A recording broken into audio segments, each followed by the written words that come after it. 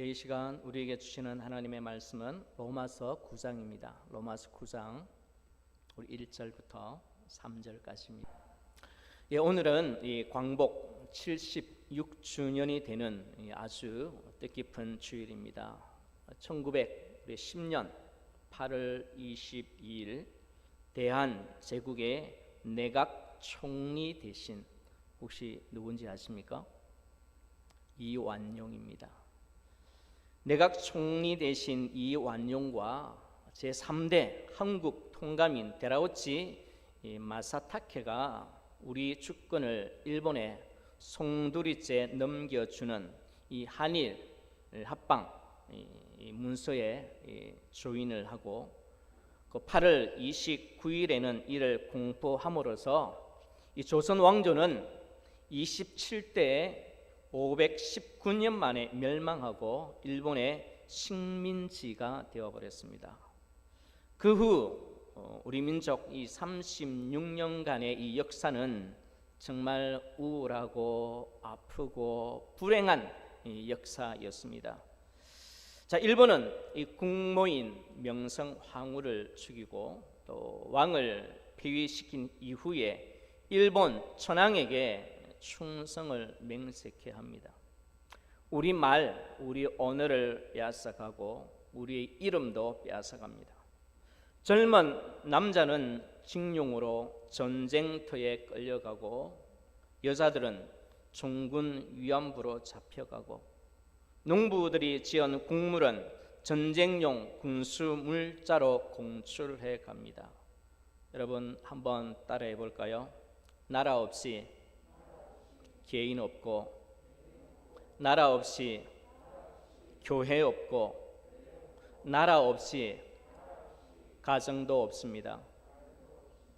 여러분, 나라가 없으면 개인도 없습니다.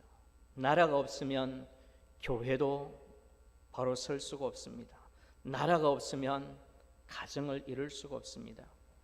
나라를 사랑하는 것이 바로 나를 지키고 내 가정을 지키고 교회를 지키는 것입니다. 또 나라를 사랑하는 것이 하나님을 사랑하는 것입니다.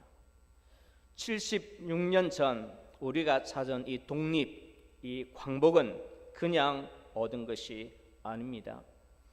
일제강점기 이 36년 동안 이 수많은 사람들 일본의 무릎을 꿇었지만 그러나 신앙의 자유와 이 나라의 주권을 위해 피를 흘리며 죽기까지 순교한 분들이 얼마나 많았습니까? 한 소녀의 절규입니다. 손톱이 빠져나가고 내 코와 귀가 잘리고 내 손과 다리가 부러져도 고통은 이길 수 있사오나 나라를 잃어버린 그 고통만은 견딜 수가 없습니다. 나라에 바칠 목숨이 오직 하나밖에 없는 것만이 이 소녀의 유일한 슬픔입니다. 여러분, 이 소녀가 누구일까요? 유관순 열사입니다. 천안에 가면 유관순 열사가 어릴 때 다녔던 교회가 있습니다. 제가 아산에 있을 때에 이 초등부 학생들을 데리고 견학했던 적이 있습니다. 여러분, 우리가 얻은 이 해방, 이 광복은 어느 날 그냥 주어진 것이 아닙니다. 하나님의 섭리 가운데 일어난 하나님의 은혜입니다. 이것을 깨닫는 것이 애국 신앙입니다. 여러분, 위대한 이 신앙의 인물들, 선지자들을 기억하시기를 바랍니다. 에스라, 느헤미야, 에스더, 다니엘 이 모두가 한결같이 애국자였습니다. 위대한 신앙인들이었습니다. 그들은 모두 하나님 사랑, 나라 사랑, 정말 대단한 열정적인 믿음을 가진 분들이었습니다. 우리나라의 믿음의 선배들도 여러분 기억하실 것입니다. 순교자인 주기철 목사님, 손양원 목사님, 조만식, 안창호, 최남선, 이상재, 이준 열사 하나같이 신앙인들이었고 애국지사들이었고 교육자들이었습니다.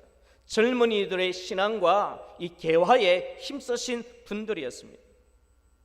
나라를 사랑하지 않는 자가 나라를 위하여 순교할 수 있을까요? 없습니다. 나라를 팔아먹는 매국노가 순교자가 된 경우를 보셨습니까? 나라를 사랑하는 자들이 우리의 주 적인 이 북한의 간첩 행위를 할까요?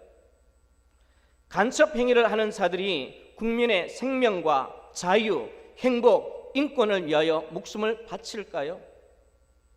나라를 사랑하지 않는 신앙인일 수 없듯이 나라를 팔아먹는 신앙인도 신앙일 수가 없습니다.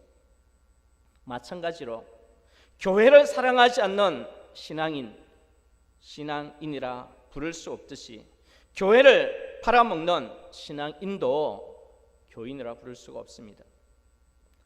역사를 볼 때에 국가와 이 교회의 관계입니다.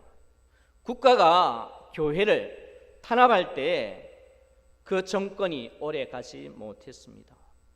반대로 교회가 국가를 지배해도 교회가 오래 가지 못했습니다. 그 대표적인 예가 중세 시대입니다. 교회가 세상을 지배했지만은 그 시대에 교회가 가장 타락하고 가장 어둡고 가장 죄악이 만연한 그런 교회의 모습이었습니다. 국가와 이 교회는 협력 관계고 동반자이며 서로가 조화를 이룰 때에 국민의 번영과 평화가 정착되는 것입니다. 국가가 참 이래저래 교회를 비난하고 폄훼하는 모습을 참 저는 보고 있습니다. 국회에서 교회 이 폐쇄법을 만들려고 합니다. 코로나19를 통한 이 역차별 현상을 여러분들은 겪고 있지 않습니까? 여러분, 아무래도 4단계 행정명령을 통해서 교회 예배를 비대면 예배로 하는 이 행정명령이 저는 너무나 부당하다고 생각합니다. 불공정하다고 생각합니다. 여러분, 보시기를 바랍니다. 여러분, 관공서를 한번 예를 들겠습니다. 관공서 그 사무실 몇 명이 거주하고 있습니까? 그리고 그 좁은 공간에 하루에 몇 시간, 일주일에 몇 시간입니까? 그런데 교회는 1000명이 모이든 2000명이 모이든 그 큰 공간에 일주일에 한 번, 1시간 몇 명 모이라고요? 20명도 못 모이게 만듭니다. 여러분, 이게 공정한 명령입니까? 공평한 명령입니까? 관공서뿐 아니라 다른 많은 곳들 보시기를 바랍니다. 여러분, 이것은 저와 여러분의 신앙의 자유입니다. 예배드릴 수 있는 권리입니다. 얼마나 중요합니까? 그런데 이런 부분을 향하여 여러분 기도하지 아니하고 이것을 지키려고 하는 자들, 예배를 지키려고 하는 자들을 향하여 우리들에게 비판과 비방의 눈을 가지는 분들도 참 많이 있습니다. 여러분, 공정한 잣대를 가지고 과학적인 기준을 가지고 상식적인 것을 가지고 온 국민에게 동일한 잣대를 가지고 이렇게 한다면 왜 우리가 받아들이지 않겠습니까? 여러분, 예배의 자유는요 너무나 소중하지 않습니까? 여러분, 이 민족을 위해서, 이 나라를 위해서 기도하시기를 바랍니다. 여러분, 오늘 본론 로마서 9장 3절 보시면요, 바울이 얼마나 나라를 사랑했는지 여러분 보시기를 바랍니다. 바울은 이 민족을 바라보고 백성들을 바라보며 나의 형제, 골육의 친척이라고 이야기하고 있습니다. 이 민족을 위해서라면, 이 백성들을 위해서라면 나는 저주라도 받겠다 그렇습니다. 이 저주가 어떤 저주입니까? 그리스도에게서 끊어질지라도 이거는 그리스도인으로서 할 수 있는 말이 아닙니다. 그리스도에게서 끊어져서 심판을 받고 지옥을 간다? 있을 수 없는 일이고 할 수도 없는 말을 이렇게 하는 것입니다. 그만큼 그는 무엇입니까? 진실하고 목숨을 건 이 고백이라는 것입니다. 여러분, 이 고백을 여러분 다시 한번 성경 말씀을 보시길 바랍니다. 1절 2절 보니까 내가 누구 안에서? 그리스도 안에서 내가 이 민족을 향하여 목숨을 건다라는 것입니다. 자, 그 다음에 또 보니까요, 나의 큰 근심이 있는 것과 마음에 그치지 않는 고통이 있는 것을 그 다음에 어떻게 표현하고 있습니까? 내 양심, 그리스도 안에서 또 내 양심을 걸고 또 누구 안에서? 성령 안에서. 여러분 보세요, 내가 이 민족을 얼마나 사랑하는지. 이 민족이 지금 로마의 압제 속에서 탄압받고 힘들어하고 교회가 무너지고 불태워지고 신앙의 자유를 빼앗기고 짐승들에게 불태워지는 이런 현상들을 바라보면서 그리스도 안에서 내 양심이 성령 안에서 이 민족을 내가 그냥 볼 수가 없다라는 것입니다. 얼마나 사랑하는지, 회복되기를 원하는지, 돌아오기를 원하는지. 3절 나의 형제 곧 고륙의 친척을 위하여 내 자손이 뭘 받아? 저주를 받아. 그리스도에게서 끊어질지라도 원하는 바로라. 여러분, 바울은 이렇게 자기 민족, 나라를 사랑했던 자입니다. 여러분, 이렇게 자기 신념, 자기의 믿음을 표현하는 단어가 구약 성경에는 어떻게 되어 있습니까? 많은 곳에서 여호와의 사심으로 맹세하노니, 이런 부분이 있습니다. 정말 이 일에 대하여 자기의 생명을 바칠 때는요, 여호와의 사심으로 맹세하노니 이렇게 표현하고 있습니다. 절대 거짓이 아니고 형식적인 말이 아니고 내 이미지를 포장하기 위한 말이 아닌 이 강한 신념의 고백인 것입니다. 우리나라 말로는 어떤 단어가 있습니까? 어떤 말이 있습니까? 자기의 신념에 대한 확신, 그에 대한 표현은요, 내 손에 뭘 찢으겠다? 장을 찢으겠다. 여러분, 이는 분명한 고백이라는 것입니다. 자, 사도 바울은 하나님 앞에서 이방인의 사도입니다. 이방인으로 부름을 받았습니다. 자, 로마서 조금 뒤에 가보면 15장 16절에 이 은혜로 곧 나로 이방인을 위하여 그리스도 예수의 일꾼이 되어. 지금 나라가 어렵습니다. 교회가 핍박을 당합니다. 정치적인 압박이 있습니다. 신앙의 자유 때문에 순교하는 자들이 늘어가고 있습니다. 그런 현상 속에서 이 바울은 어떻습니까? 나는 이방인의 사도로 부르심을 받았기 때문에 이 부분에 대해서 못 본 채하고 모른 채하고 이거는 내가 할 일이 아니다라고 외면하지 않았습니다. 그런 이방인의 사도로서 이 복음을 전하면서 그의 마음 속에는, 그의 생각 속에는, 그의 기도의 핵심 속에는 무엇이 있었습니까? 내 민족, 내 백성, 내 나라, 교회가 있었다라는 것입니다. 여기에 자기의 소원이 있었습니다. 여러분, 이것이 바울의 나라 사랑이고 바울의 신앙입니다. 성경에 보면은 이 많은 전쟁들이 있습니다. 이 전쟁을 보면 이 영적인 전쟁도 있고요, 이 국가 간의 이 전쟁도 있습니다. 자, 성경에서 가르치는 끊임없는 이 전쟁의 이유와 목적이 무엇입니까? 이 사사기를 보면 사사들이 참 쉬지 않고 전쟁을 하고 있습니다. 사사들이 무엇 때문에 전쟁을 하고 있습니까? 다윗도 전쟁을 많이 했습니다. 피를 정말 많이 흘린 왕입니다. 전쟁한 이유가 무엇일까요? 이 전쟁한 목적이 무엇일까요? 무엇 때문에 그렇게 피를 흘리고 전쟁을 했을까요? 하나님이 주신 나라를 지키려고, 하나님이 주신 백성을 지키려고 그렇게 열심히 싸운 것입니다. 이 나라는 누가 주신 것이다? 하나님이 주신 것이다. 이 나라는 하나님이 주신 것이기 때문에 이 나라는 내가 지킨다, 이런 마음으로 전쟁을 하는 것입니다. 이 나라 사랑이 우리 신앙인의 출발점입니다. 여러분, 이 8.15 이 강복절을 맞이해서 여러분, 내 나라는 내가 지킨다 라는 나라, 이 사랑, 이 신앙을 다시 한번 생각하고 회복하는 여러분들 되시기를 바랍니다. 여러분, 일제 우리 강점기 이 36년 참으로 믿음으로 참 살기 어려운 시대였지 않습니까?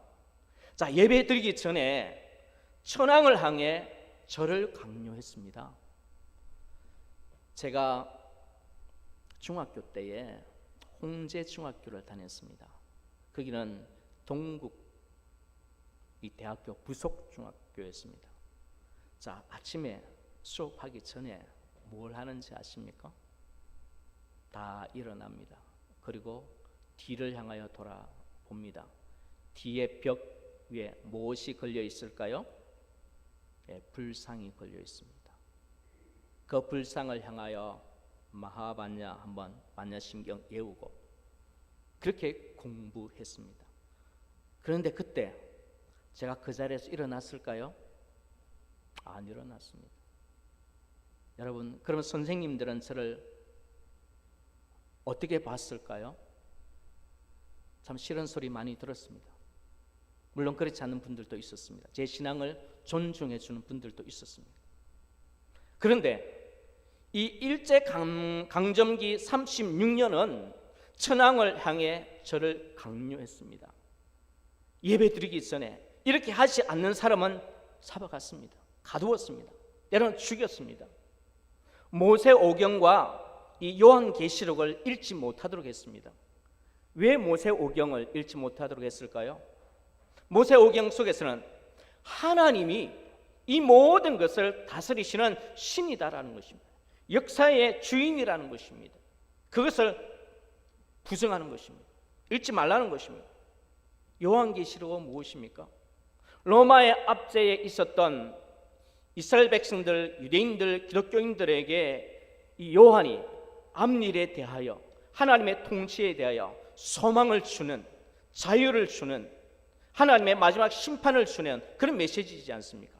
이 메시지를 우리 국민들이, 기독교인들이 읽지 못하도록 하고 있습니다. 왜? 그들이 로마가 했던 것처럼 우리 백성들을 그렇게 핍박하고 있었기 때문에 그렇습니다. 요한계시록을 읽고 대항하지 못하도록, 소망을 가지지 못하도록 막아버리는 것입니다. 이 36년 동안 철저하게 우리는 일본에 의해서 자유와 주권을 유린당했습니다. 이 땅에서 처음에는 이 나라를 위해서, 이 자유를 위해서, 국가를 위해서 숱한 사람들이 일어섰습니다. 그런데 어느 순간 많은 분들이 그 뜻을 접고 절개를 버리고 일본에 굴복한 사람들이 많았습니다. 왜 그랬을까요? 아무리 생각해도 지금 돌아가는 형편을 보니까 해방은 꿈도 못 꿀 것 같습니다. 아예 이제 끝난 것 같습니다. 이 절망이죠. 이제 한국이란 나라는, 조선이란 나라는 이제는 아무리 해도 안 되겠다라는 그런 생각 속에서 다 이 마음의 절개를 꺾어버린 것입니다. 그런데 갑자기 무엇이 왔습니까? 해방이 왔습니다. 누구의 은혜일까요? 하나님의 은혜입니다. 여러분, 함석헌이라고 이분을 아십니까? 이분에 대한 관점은 다양하지만 이분은 뜻으로 본 한국 역사라는 책에서 우리나라 해방에 대하여 이렇게 표현하고 있습니다. 우리나라 해방은 도둑 같은 해방이었다. 예기치 않다가 갑자기 우리에게 주어진 해방이었다. 이 해방은 하늘에서 온 것이었다. 어느 누가 노력해서 얻어진 것이 아니라 우리는 가만히 있는데 해방을 스스로 할 능력이 없는데 하나님께서 베풀어 주신, 하나님이 주신 선물이었다. 이분이 이렇게 적고 있습니다.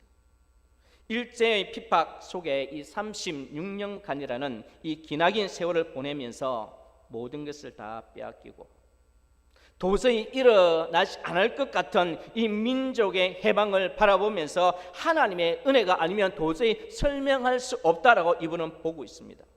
여러분, 교회만큼 나라를 위해서, 통일을 위해서, 대통령을 위해서, 위정자들을 위해서, 사회를 위해서 기도하는 단체, 기도하는 종교 보셨습니까?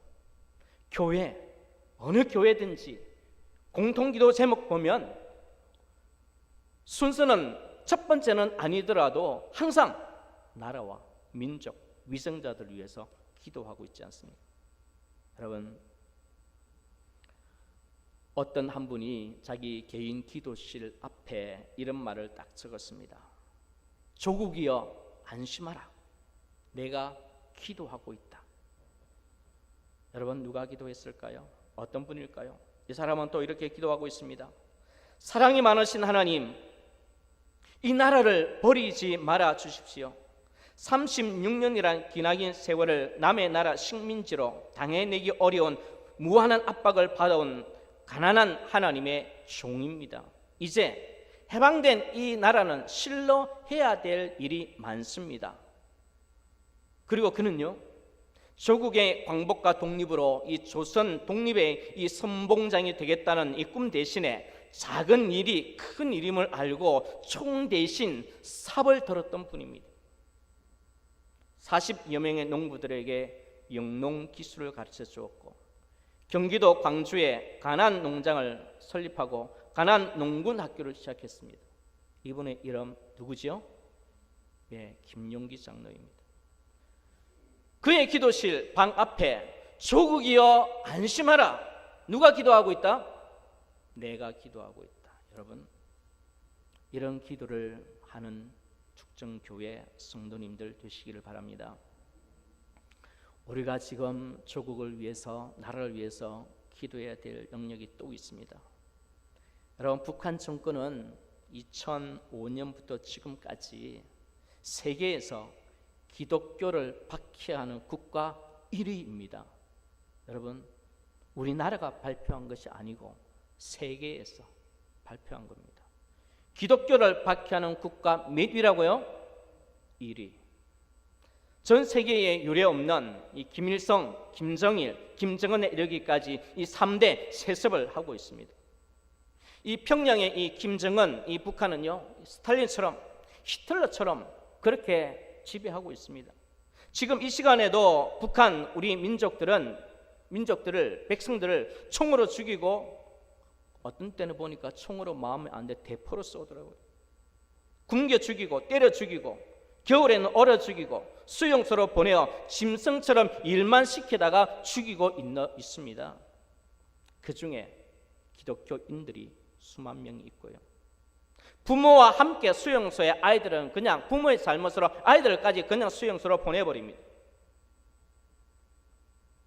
이 불쌍한 사람들, 기독교인들이 죽다 못해서 신음같이 이렇게 통곡하고 있다고 합니다. 하나님, 당신은 왜 남한 땅에만 있고 북한 땅에는 없는 겁니까? 하나님, 왜 당신은 남한 땅에만 있고 북한 땅에는 없는 것입니까? 하나님, 우리가 인간입니까? 짐승입니까? 이렇게 부르짖으며 하나님을 붙잡는 저 땅을 기억하시기를 바랍니다.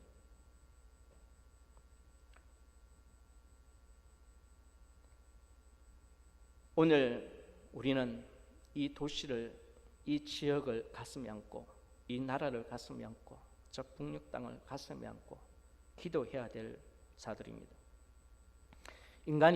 사람이 참 다른 사람을 위해서 도울 수 있는 행동들이 여러 가지가 있습니다. 어려운 상황에 있는 사람들에게 물질적으로 도움을 줄 수도 있고요. 또 여러 가지 봉사활동을 통해서 도움을 줄 수도 있습니다. 그러나 동시에 우리는요, 영적으로 다른 형제들을 도울 수 있는 그런 분들이 되어야 될 것입니다. 영적으로 다른 형제를 돕는다, 무엇일까요? 기도입니다. 기도로 다른 사람을 도울 수 있는 이유가 무엇입니까? 형제를 위하여, 이웃을 위하여 기도하면 하나님께서 내가 들어주겠다, 하나님께서 성경에 분명히 약속하셨기 때문에 그렇습니다. 오늘날 우리에게는요, 저 북한 땅을 위하여 기도하는 애국자가 필요한 시대입니다. 말만 하는 애국자가 아니고요, 행동하는 애국자가 필요합니다. 그리스도인에게 행동하는 애국자는 무엇입니까? 기도하는 애국자입니다. 기도하는 신앙입니다.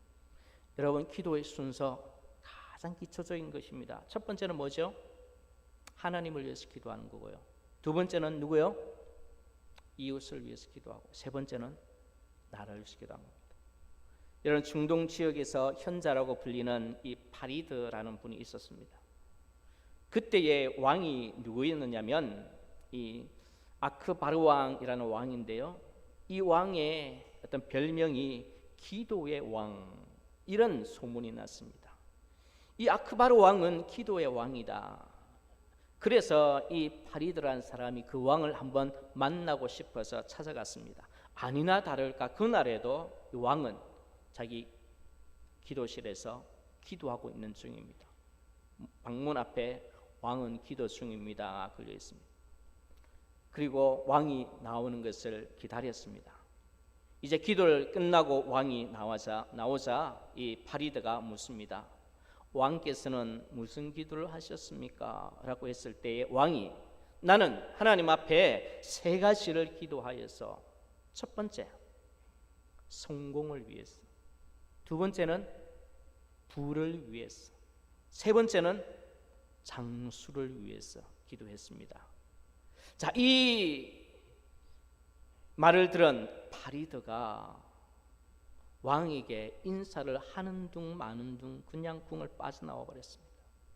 그리고 집으로 돌아가면서 수행원에게 속삭이듯이 이렇게 말을 합니다. 내가 왕을 만나러 간 줄 알았는데 거지를 만나고 왔어. 저런 기도는 거지가 하는 기도지 왕이 하는 기도가 아닐세. 왕이 되었으면 가장 성공한 사람인데 성공을 위해서 기도하다니, 또 왕보다 더 큰 부자가 없는데 부를 위해서 기도하다니, 왕보다 더 좋은 음식, 건강한 음식을 먹을 수 있는 분이 없을 텐데 이 오래 살기 장수를 위해 기도하다니, 도대체 왕의 신분에 맞는 기도가 아닐세. 거지들이나 구할 기도지. 여러분, 기도는 하나님께서 이 땅에 베푸신 최고의 은혜입니다. 여러분, 돈이 없어 가난해도, 세상의 조롱과 핍박에 시달려도 기도만 있으면 교회는 결국 최후의 승리를 거둘 것입니다. 그러나 기도하지 않는 사람, 기도하지 않는 교회는 가장 약한 적도 물리칠 수 없습니다. 그것이 바로 교회입니다. 교회는 모든 것을 다 잃어버린다 할지라도 믿음의 기도가 있다면 분명히 하나님께서는 사용하실 것입니다. 여러분, 이 믿음을 가지고 있습니까? 우리 76년 전 우리나라는 어떻습니까? 세계에서 최빈국, 가난한 나라 중에 하나였습니다. 그런데 지금은 세계에서 탑10에 들어갈 정도로 잘 사는 나라, 강국이 되었습니다. 그런데 여러분, 우리의 현실을 영적인 눈으로 한번 보시기를 바랍니다. 잘 사는 나라가 되면서 우리 사회가 어느덧 이 죄악의 깊은 어둠으로 빠져들고 있습니다. 광복, 어둠에서 빛을 이제 찾았다라는 것입니다. 그런데 이제는 어떻습니까? 서서히 어두움이 어떻게 빛을 어떻게 삼키고 있는 이 영적인 현실을 보시기를 바랍니다. 술 소비 세계 1위, 청소년 흡연율 세계 1위, 자살률 몇 위? 1위, 이혼율 1위, 언론의 자유 후진국 수준, 정치인의 부패 지수 후진국 수준. 여러분, 법을 세우는 국회로부터 시작해서 언론, 검찰, 경찰, 경제, 심지어 어디까지? 종교계까지, 사회 모든 영역에서 이렇게 빨리 썩어가는 나라가 또 있을까? 많은 사람들이 질문을 하고 있습니다. 오늘의 이 나라, 눈물의 기도 없이 하나님의 진노의 손길을 얼마나 피할 수 있을까요? 미신, 무속신앙이, 사이비 종교들이 온 나라를 어지럽히고 있습니다. 무속인들이 벌써 제가 몇 년 전인데요, 5만이 넘었어요. 우리나라 이 동사무소 센터보다 더 많습니다. 교회 폐쇄법을 만들려고 지금 계류 중이고, 동성애를 합법화로 추진하려고 하고요. 예배를 제대로 드리지 못하게 하는 이 자유를 빼앗아 가려고 하고요. 여러분, 분명히 기억하시기를 바랍니다. 여러분, 왜 그럴까요? 이유가 무엇일까요? 우리가 코로나19를 맞이하면서 모두가 힘든 것 알고 있습니다. 우리 민족이, 우리나라가 힘을 합해서 그리고 헤쳐나가야 될 부분입니다. 여러분, 그 부분에 모두가 동의하지 않습니까? 여러분, 우리 교회도 여러분들도 적극적으로 동의할 것입니다. 그러나 이 부분에 대하여 정말 공정한 잣대가, 공평한 잣대가, 그리고 모두가 인식할 수 있는 상식적인 잣대를 가지고 우리에게 나온다면 교회가, 우리가 왜 반대할까요? 왜 우리가 국가에 대하여 헌법 소원까지 하는 교회들이 이렇게 많이 나오고 있을까요? 여러분, 교회와 성도를 무시하고 저와 여러분, 우리 성도들이 예배를 맡고 있는 이 부분에 대하여, 이 나라에 대하여 기도하시기를 바랍니다. 여러분, 에스겔의 외침을 기억하시기를 바랍니다. 이 땅을 위해서 성을 쌓으며 성 무너진 데를 막아서서 나로 하여금 멸하지 못하게 할 사람 한 사람을 하나님은 찾고 있다라는 것입니다. 하나님은 그 당시 한 사람을 찾으려고 했는데 한 사람도 찾지 못했다. 여러분, 하나님은 이 땅을 위하여 가슴 시리게 아파하고 기도하는 한 사람을 찾고 있습니다. 훗날 숨겨진 역사의 모든 뚜껑이 열리고 모든 과장과 왜곡과 이 가짜의 베일이 벗겨질 때에 누가 기뻐할까요? 엎드려 기도했던 자들만이 가을나무에 매달린 풍성한 열매처럼 그 열매를 거둬들일 것입니다. 미래는요, 결심을 하고 오늘 수고한 농부가 가을에 열매를 거두듯이 미래를 위해서 기도에 땀을 흘린 자만이 하나님 안에서 행복과 기쁨을 누릴 수가 있습니다. 오늘 눈물을 흘리며 심는 자만 기쁨으로 하나님의 은혜를 누릴 수가 있습니다. 여러분, 이 어려운 시대에 살면서 가슴을 열고 두 팔을 벌려서 우리 나라를 위해서, 저 북녘 땅을 위해서, 이 진동 지역을 위해서 정말 하나님 앞에 기도로 깨어있는 성도 여러분 되시기를 바랍니다.